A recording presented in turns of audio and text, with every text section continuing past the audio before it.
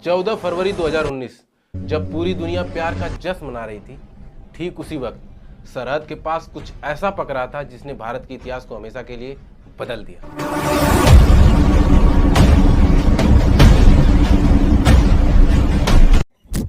भारत के इतिहास में यह तारीख लाल रंग से नहीं बल्कि काले रंग से लिखी जाने वाली थी। उस काली दोपहर को सिर्फ एक धमाका नहीं हुआ, बल्कि भारत की अस्मिता पर चोट पहुंचाई गई थी।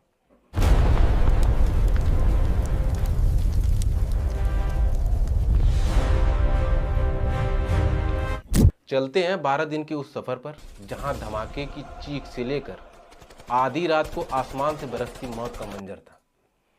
कहानी शुरू होती है जम्मू कश्मीर से। बर्फबारी के कारण हाईवे कई दिनों से बंद था। जैसे ही रास्ता खुला, सीआरपीएफ ने फैसला किया कि वो अपने जवानों को एक साथ श्रीनगर भेजेंगे। यह कोई छोटा मोटा काफिला नहीं था। इसमें 78 गाड़ियां थीं और 2500 से ज़्यादा जवान सफ़र कर रहे थे।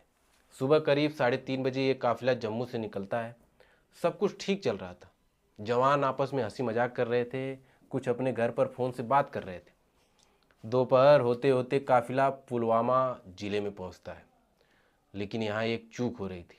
एक मारुति इको कार जिसमें 300 किलो आरडीएक्स भरा हुआ था, वह एक लिंक रोड से हाईवे पर चढ़ता है।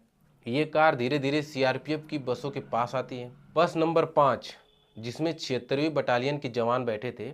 ड्राइवर अपनी कार को बस के बाईं तरफ लाता है और फिर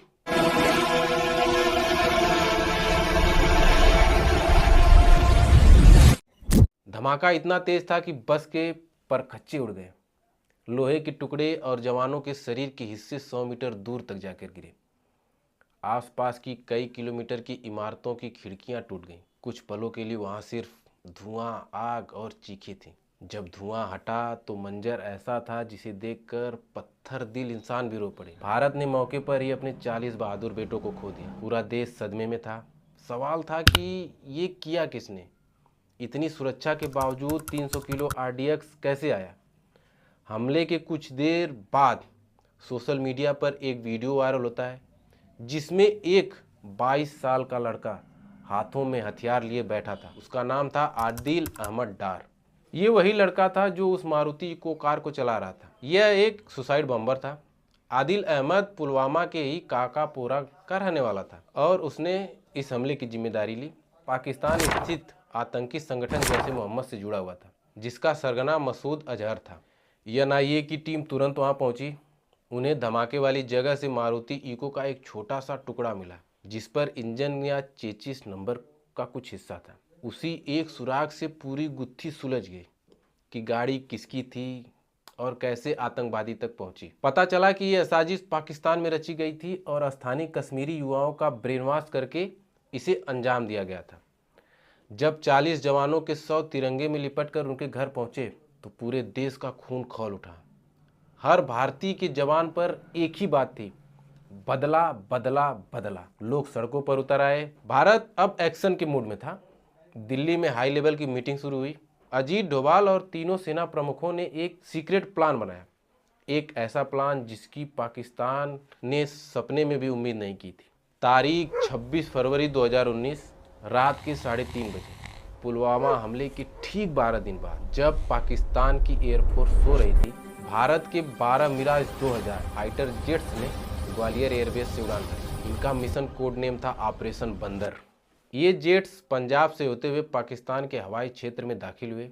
ये 1971 के युद्ध के बाद पहली बार था जब भारतीय वायुसेना ने येलोसी को पार किया था। बालाकोट को टारगेट किया गया।